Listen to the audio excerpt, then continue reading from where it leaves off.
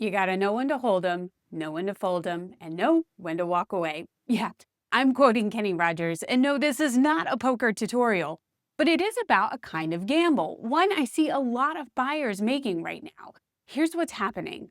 A buyer will come across a great opportunity, the kind of deal that checks all the boxes, maybe even comes with that Instagram perfect kitchen, and instead of making a move, they get spooked. Maybe because it's a buyer's market, they feel certain they can squeeze the seller for a little more. Or that prices and rates are gonna drop if they just wait a few more weeks for that next Fed meeting or that next jobs report. So they walk. And it's like they're trying to count cards, hoping they'll outsmart the market and score a better deal later. But this game does not come with a predictable deck. So in this video, we are going to talk about what every smart buyer should know right now: when to hold them, when to fold them, and when to walk away, but with a plan. Let's start with when to hold them. That's also known as when it's actually smart to go for it. Here's what that looks like. The house checks most of your boxes. Remember, 80 to 90% is basically a four of a kind for real estate. The seller's offering decent concessions. Maybe they're helping with closing costs or even offering a mortgage rate buydown. The monthly payment fits your budget without giving up coffee hobbies or a will to live. You've got a rate lock that feels tolerable, even if not thrilling. And maybe most importantly, you'd be kind of crushed if someone else snagged this deal. Now let's add some data to that. The average 30-year mortgage rate is hovering around 7%, and it's gone down a smidge. And it's high compared to a couple of years ago, but it's been remarkably stable. And the Fed, well, they've been sending more mixed signals than a toddler with a walkie-talkie. Rate cuts could happen, but probably not as fast or as deep as you're hoping. And when rates do go down, so does your negotiating power. More buyers will jump back in, and that same house will get more expensive. Maybe not necessarily in price, but in competition. So if the math works now and the house is solid, it might be time to hold them. Now, how about knowing when to fold them? You don't have to commit just because you made it to the final round.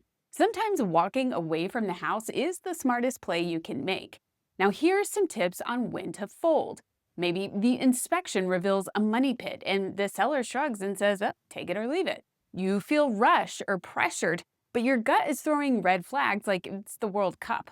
You realize you'd have to renovate, repaint, and rewire your way into happiness. And that's just not within your budget or your bandwidth. Or maybe you just found 3 similar homes in the same neighborhood for less money.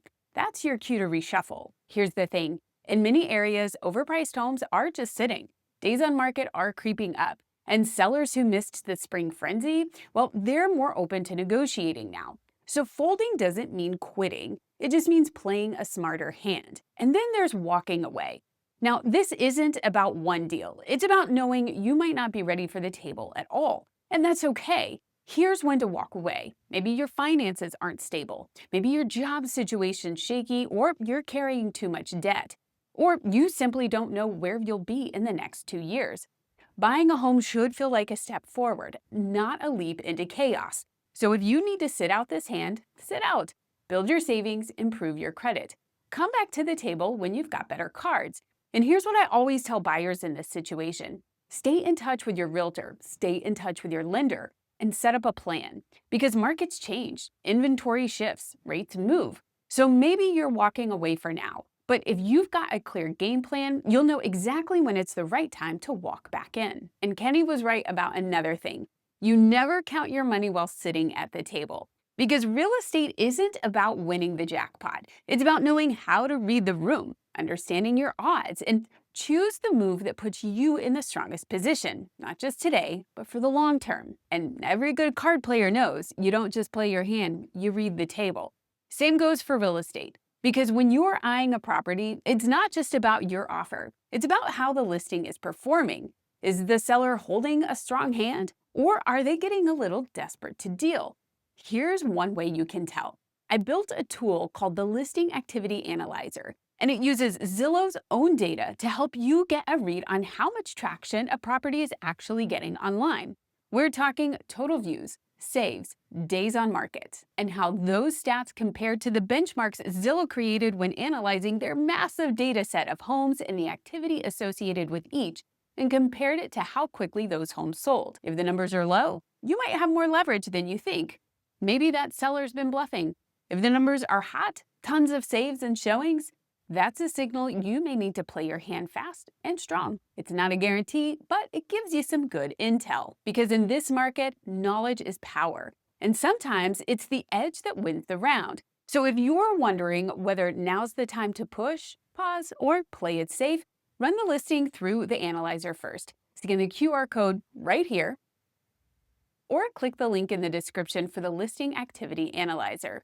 Plug in the Zillow views, saves, and days on Zillow for the home you're interested in, and let the tool tell you what's really going on behind the scenes. If you're unsure which hand to play, let's talk strategy. My name is Jennifer Templeton. I'm your Dallas-Fort Worth real estate agent. If you're looking to understand more about what's going on in this market, go ahead, click on the links in this description, book a Zoom call. Let's go through the data together and figure out how this all can affect your personal situation. Whether you're ready to hold, fold, or walk, we'll figure it out together. Because the best real estate decisions are never a gamble. They're made with clarity. And hey, don't forget to like, subscribe, and comment if this video helped. I'll see you in the next one. Bye now.